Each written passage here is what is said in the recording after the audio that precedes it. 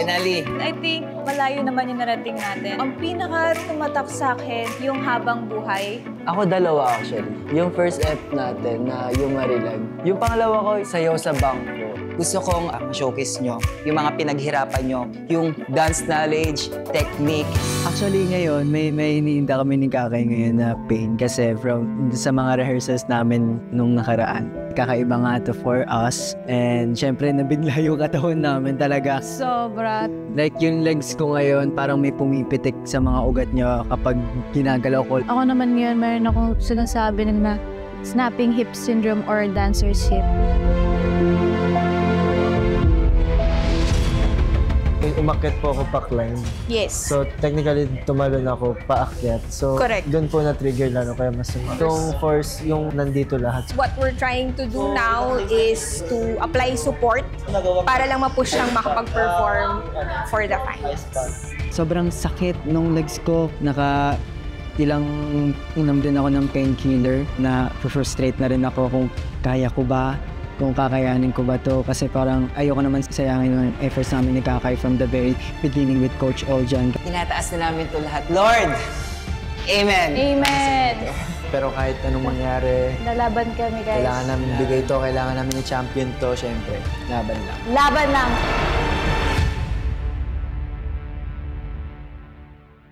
For the last performance, Dance Universe, meron lang po akong gustong ipaliwanag sa inyo. So, during the preparations po for the final dance battle ay nakaramdam po ng matinding sakit sa kanyang kaliwang hita si Vision Patrick. Agad naman siyang binigyan ng medical attention po ng ating programa. Ngunit sa kasamaang palad po ay hindi na po siya makakasayaw ngayong gabi.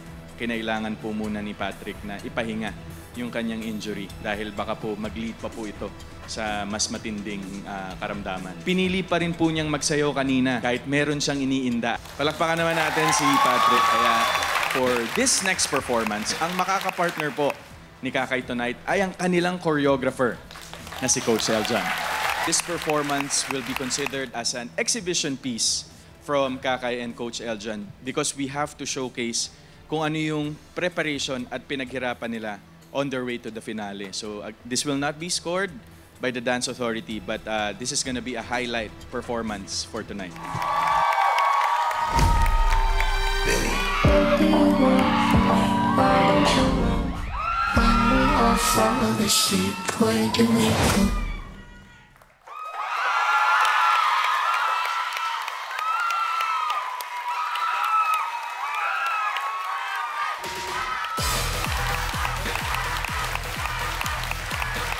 Bagamat hindi nakasayaw si Patrick ngayon, ikaw mo na dito, Patrick. Sama mo kami dito.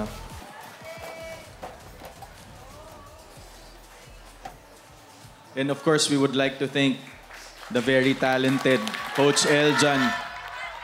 Mind you, hindi nyo kami binigyan ng hindi magandang performance. Habang sumasayaw si Coach Eljan, nakita ka rin namin doon, Pat, na ikaw yung sumasayaw ng choreographing yun. Tell us your thoughts right now. How do you guys feel right now? I'm very emotional right now po kasi si Patrick po talaga gusto niya talagang gawin to.